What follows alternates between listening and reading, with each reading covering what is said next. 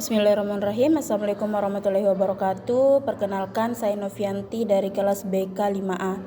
Pada kesempatan kali ini saya akan menjelaskan tentang bimbingan dan konseling kelompok. Yang pertama adalah pengertian dari bimbingan kelompok. Bimbingan kelompok adalah bantuan kepada kelompok kecil yang terdiri atas 2-10 peserta didik atau konseli agar mereka mampu melakukan pencegahan masalah, pemeliharaan nilai-nilai dan pengembangan keterampilan hidup yang dibutuhkan. Selanjutnya adalah terkait dengan teknik-teknik diskusi kelompok. Yang pertama ada beberapa jenis tekniknya yang akan saya bahas. Yang pertama adalah teknik bimbingan kelompok yang pertama yang akan saya bahas yaitu diskusi kelompok. Nah, diskusi kelompok sendiri adalah interaksi komunikasi antara anggota kelompok dalam memahami topik atau mengembangkan keterampilan tertentu secara bersama-sama dengan cara mengutarakan masalah, ide-ide, saran, dan saling menanggapi satu sama lain. Selanjutnya adalah teknik bermain peran atau role playing. Ini adalah dramatisasi tingkah laku untuk memfasilitasi peserta didik atau konseli melakukan dan menafsirkan suatu peran tertentu.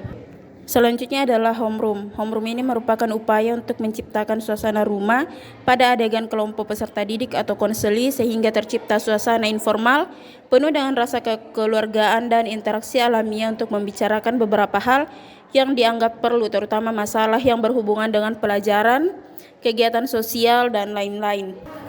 Selanjutnya adalah langkah-langkah dalam bimbingan kelompok. Yang pertama ada prabimbingan, di mana langkah-langkah dalam prabimbingan itu mulai dari menyusun RPL bimbingan kelompok, kemudian melakukan pembentukan kelompok atau forming. Langkah kedua yaitu pelaksanaan.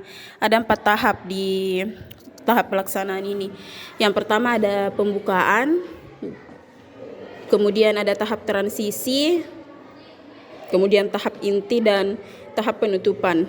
Kemudian yang ketiga adalah tahap pasca bimbingan.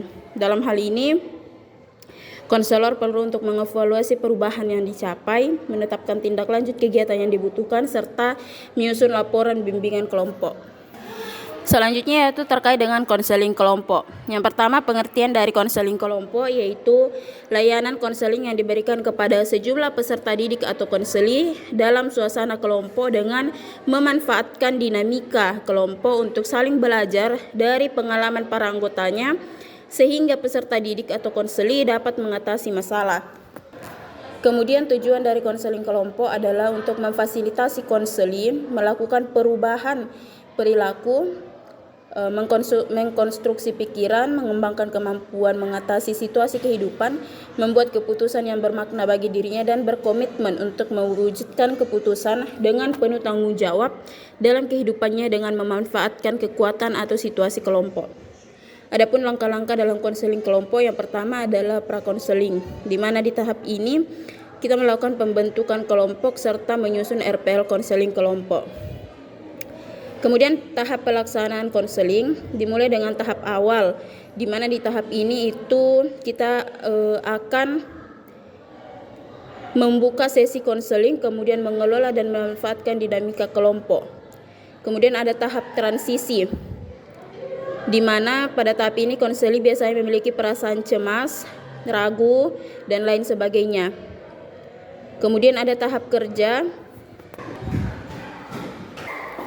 Adapun kegiatan konseling pada tahap ini yaitu